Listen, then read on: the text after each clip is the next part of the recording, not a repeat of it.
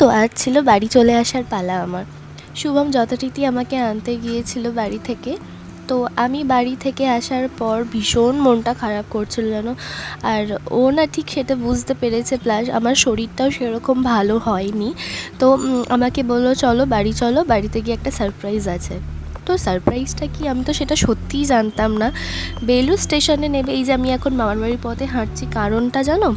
আমরা মামার বাড়িতে ব্যাগটা রাখতে গিয়েছিলাম বিকজ আমরা এখনই যাচ্ছিলাম সিনেমা দেখতে শয়তান। আর সিনেমাটা দেখার পর আমার জাস্ট গায়ে কাঁটা দিয়েছে, সেই প্রসঙ্গে নয় পরে আসছি। তো এখন আমরা যাব লিলুয়া আইনক্সে, আরডি মল যেটা সম্ভবত। তো যাহা করে আমরা পৌঁছালাম লিলুয়া।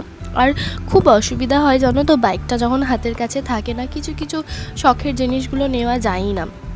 এই যে আজকে যেমন ইচ্ছা ছিল সিনেমা দেখার, আর ওর সত্যি আমাকে যেমন করে হোক ঠিক নিয়েও গেছে। আর এই যে এখন দেখো লাইনটা জাস্ট 5:30 থেকে শো ছিল, অলরেডি 5:38 হয়ে গেছিলো। তো আমরা যাহা করে হুড়মুড় করে স্ক্রিন 2তে ঢুকলাম।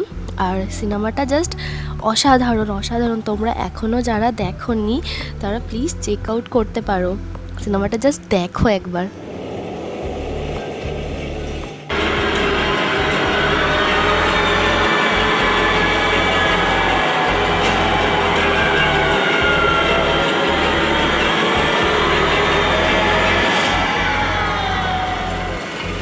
এখানেই আমাদের সিনেমা দেখা কমপ্লিট হয়ে গেছে। আমরা নিচেই নামছি, আমরা এখান থেকে ধরবো টোটো।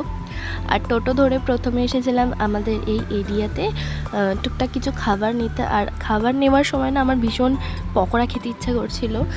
আর পকোড়াটা যেহেতু পাইনি, আমি খেয়েছিলাম ললিপপ। আর এই যে দেখো আমরা বেলুড় মঠের মেন গেট থেকে যাচ্ছি। গেটটা এখনও সেরকম হয়তো লাইটিংটা তোমরা বুঝতে পারছো না, বাট বিকেল করে এলে এত সুন্দর লাগে এই জায়গাটা। এই যে বলছিলাম ললিপপ খাচ্ছিলাম, তো খাওয়া দাওয়া কমপ্লিট হয়ে গেছিলো।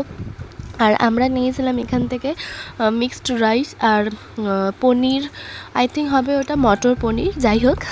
সেখান থেকে নিয়ে আমরা এসেছিলাম মামার বাড়িতে ব্যাগটা আনবো বলে। তার আগে শুভম বললো চলো ফুচকা খেয়ে নিই। আর এই যে আমি বাড়ি এসে গেছি। আজকের মতো ব্লগটা এখানেই শেষ করছি, দেখা হচ্ছে পরবর্তী কোনো একটা ব্লগে।